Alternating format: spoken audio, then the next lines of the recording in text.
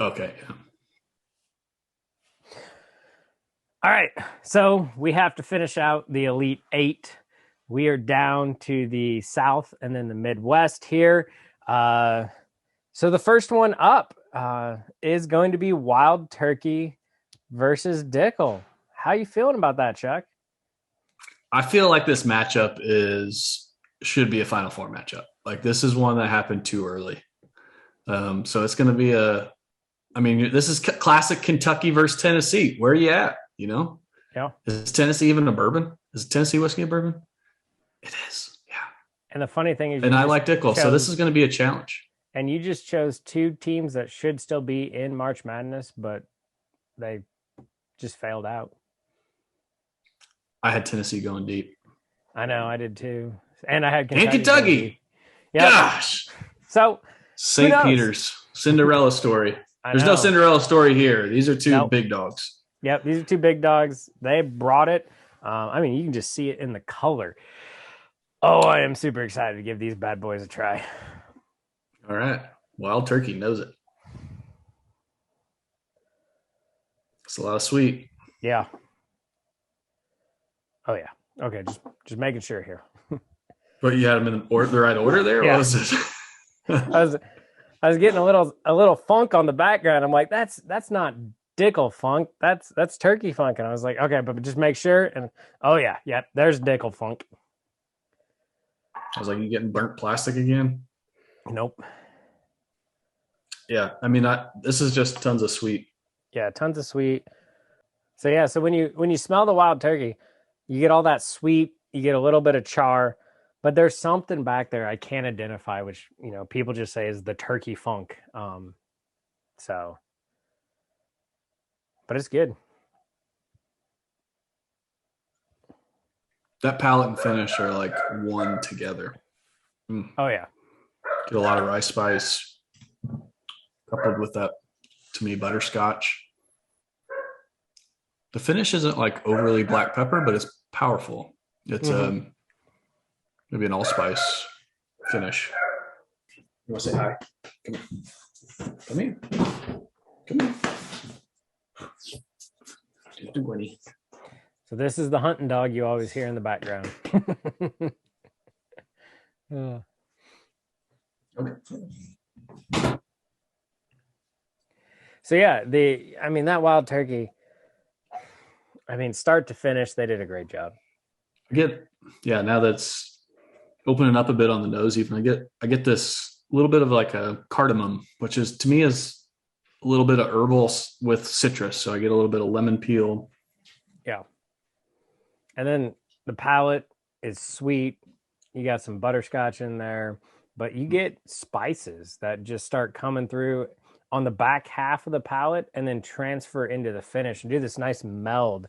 Because sometimes you get a really sweet bourbon and then a harsh finish because they're just different. And these just kind of like blend into this nice symphony of flavors that is amazing. Ooh, symphony. Where'd you pull out that word? I went to a award show tonight, so I listened to the English teachers. Oh, that tickle.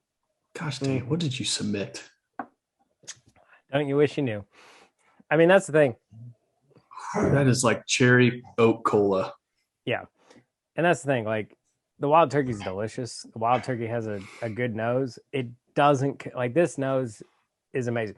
But I will say, and we always caveat this because it's fair, it's a dickly nose. But you hit the nail on the head. It's cherry cola. Like, it is so good. You get so much oak in here. You get cherry cola, but you do get the Dickel note. So it's one of those. If you don't like the Dickel note, this is not going to be your favorite. But I would argue you probably haven't had enough Dickel. It's just like when you first get into bourbon, when you first get into beer, there's going to be flavors you can't handle. Grow a little and learn to like it. Oh, I like it. Yeah. I mean, start with the bottle and bond. If that's typically a good product with light on those minerality flavors. But wow, yeah, I mean the oak, cherry, and then that kind of mineral smoky note in the back to me is delightful on the nose. And that's the thing that we do on this channel, and we do our best to be, which is to be completely objective. And objectively, both are very good. But the Dickel is way more complex, way more flavorful, has so much more going on. The Wild Turkey's good, and I would be happy with that any day of the week. But up against the Dickel, it just doesn't have the complexity. To me, the difference is between tea and coffee. It's like if you're a tea drinker, like the flavors are lighter, muted, but they're still there. Like, and honestly, like as the Wild Turkey kind of opens up, I get a lot of that citrus, that lemon peel, and again, what I'm calling cardamom, but it is subtle. Whereas like you don't have to look for that Dickel, and it's powerful, and it's cherry and oak, smoke, and it's all there. So to me, that's kind of the balance between the two. It surprised me a little bit that you're like so quick to go to this Dickel, because the Wild Turkey, that palate is like TJ's bourbon. Like this is sweet with a little bit of that spice. Like this is classic. Well, I would think, to be honest, like the Wild Turkey versus the New Riff, I'd probably go Wild Turkey. Wild Turkey versus Beam, I'm going the Wild Turkey. Wild Turkey versus Old Fo Jack Daniels, I'm probably still going to go the Wild Turkey. Yeah, that's what I think. Like that's why I said this is an unfair or an unfortunate matchup in the Elite Eight, but that's what happens, right? Yeah, there's just more oak and depth of flavor on this than the turkey. So I mean, I'll just say it. I got to go Dickel. As much as it hurts me, got to go that way. So I think you should reveal Brian's, because okay, and then I'll share mine. Ooh, this will be good. Brian went Wild Turkey. Yep. So I predicted this correctly, that Brian would go Wild Turkey. So that's why I flare for the dramatic here. We've thus far we've had unanimous selections into the final four. So this is our first discrepancy. Doesn't surprise me. Brian's hasn't always been the most vocal Dickel fan. There's nothing. What else can I lay out? I mean, these are two different bourbons, two delightful bourbons. They should be in the final four matchup, perhaps. Although I think our final four will be quite deserving. Without further ado, nobody should be surprised. Chuck's going Dickel. Yep. So that means Dickel goes on. But what is? Man, jeez, Chuck's my bourbons are falling like flies. I know. All right. What is the Wild Turkey? This is the bourbon that TJ once said was better than George T. Stagg. Oh, wow. That is not a rare breed taste profile at all. Wild Turkey rare breed, which is honestly for value, one top 5 values in bourbon. And I'm going to say right now, if you find it, buy it, because I've been looking for 3 months and have not seen it. I saw it on a Facebook group today for the first time, and I don't know when. So yeah. For barrel proof, I was this close in a duty free getting the non-chill filtered Wild Turkey. And they told him no, and they told me no. And that one comes in a tube, so it's 10 times better. And it's a liter. Yeah, and it's a liter, big one. Liter of cola. On this side of the bracket, we have Dickel through, and then the winner of this, which is Old Fo versus the other Tennessee whiskey. Yep. Jack Daniels. And I'm excited because this also decides, do I get 3? Are you guaranteed at least one in the finals? Yeah. Because otherwise, the other matchups, at least you versus me. And then this one, if the Jack goes through, then the final four will be you versus me on the other side. Final matchup of the Elite Eight. It is going to be Old Fo versus Jack Daniel. Here we go. And yes, we don't even need to reveal what Brian had. Right. It's guaranteed to be Old Fo. Yeah. For those of you out there, Jack Daniels is a bourbon. Get over it. Thank you. But it's also Tennessee whiskey. Yep. It's like a square is a rectangle, but a rectangle is not a square. Not all bourbon is Tennessee whiskey, but Tennessee whiskey is always bourbon. Yep. Is that what you mean? That's what I'm going with, sir. That is a delightful nose. You're on the Old Fo? Yep. That is a delightful nose. Gosh dang it. There's sweetness in there. There's a lot of sweetness. I'm so shocked by the sweetness. Yeah. You mix a little Booker's in there, and it's just like a banana peanut butter sandwich. Yeah, honey banana, but there's some like dark fruit back there, Okay. kind of hidden back. Right. You did send us the one once, so. Ooh, that's classic Old Foe on the palate Yeah. and finish. Oh, yeah. Mm-hmm. Definitely higher proof because I do get a little ethanol through it. Yeah. It's hard to put my finger on what exactly that is. It's almost like a musty note. Yeah, musty note. Definitely banana all the way through, like a good old Forester. I would say like black cherry. That's what I'm getting from the palate to the finish is that like tart black cherry. Nope. Okay. I mean, it's good all the way through. Good. Yeah. Finish is lasting, lingering. Mm-hmm. Moving on to the Jack.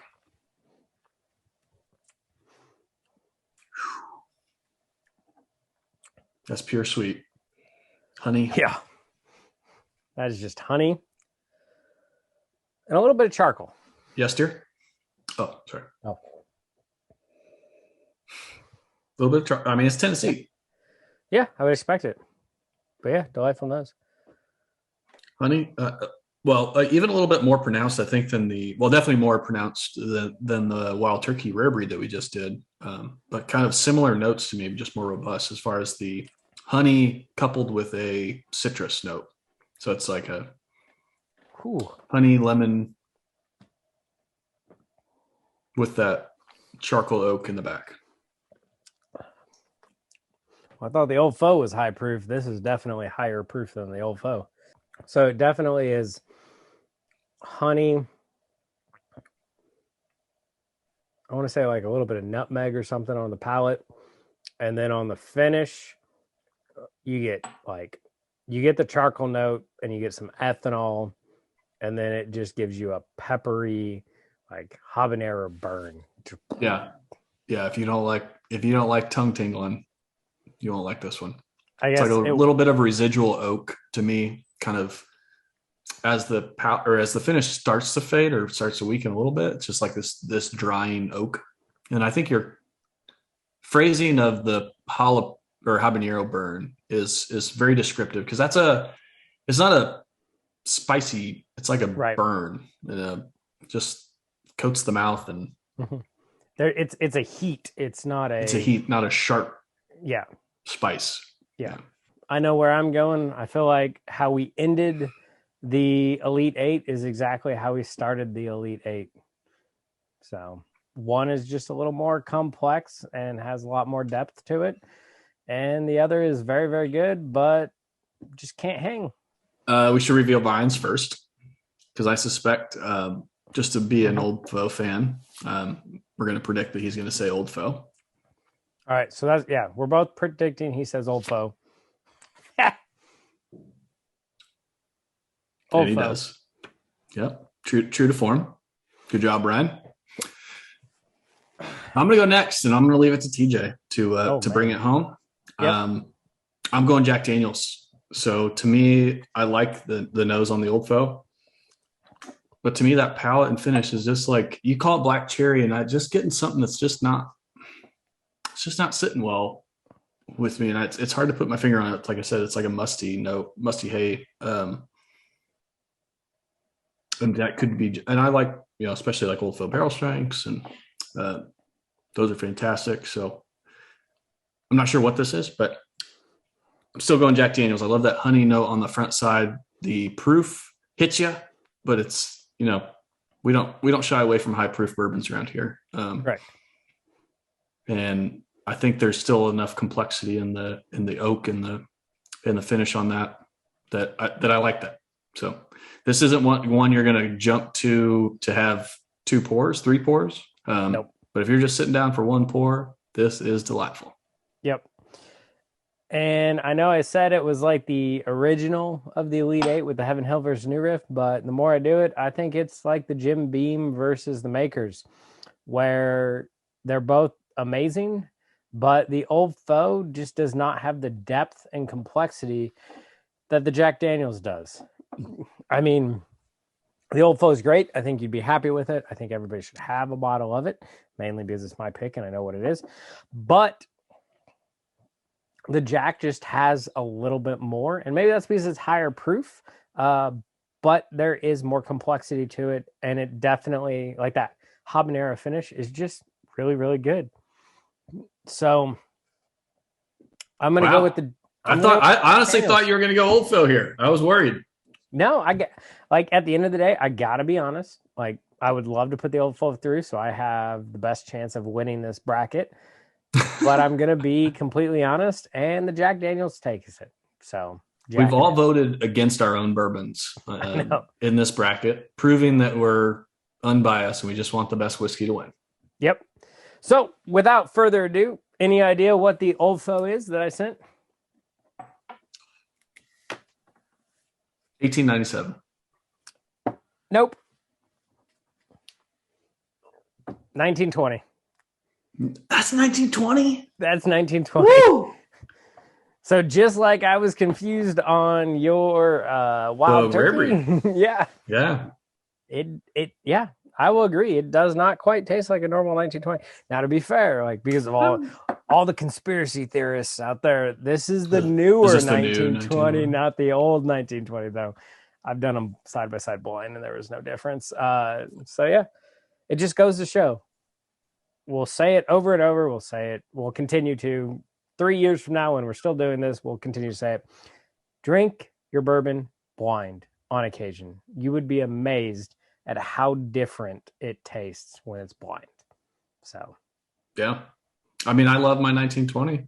Yeah. This used to be classified as my daily drinker. Mm-hmm. And I did pick up the higher proof. So that's what was throwing me a little bit. I did say 1897, thinking it was maybe 100 proof, but yeah, just because I didn't think this was 1920. So that's why I didn't think you'd send a barrel strength. So there do. Our final four is New Riff Chuck versus my Jim Beam. And then on the other side, my Dickel, who would have thought that, versus Chuck's Jack Daniels. So we literally have on the left side Kentucky versus Kentucky. On the right side, Tennessee versus Tennessee. So it is going to be Kentucky versus Tennessee in the finals. I mean, who was hoping for that for March Madness? I mean, I was. I think that would have been great. Unfortunately, they both laid eggs. So until next time. It would have been Kentucky versus Indiana, except Brian can't pick an MGP product. So now we're stuck with Indiana versus Kentucky. No, if he would have picked Tennessee versus Kentucky, whatever that is. Where was his Indiana? MGP? Yeah, it would have been. You're right. It would have been Kentucky, Indiana. Okay. Just making sure it would have been Indiana, Tennessee. Not Tennessee, that would have Indiana? been Tennessee, Indiana. No Kentucky final. What is this? March Madness is what it is. No, it's March Madness because they always choke. So yeah, thanks for watching.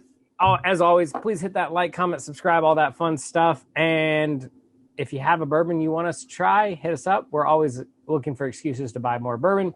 And we'll see you next time. Stay neat. Power Bourbon.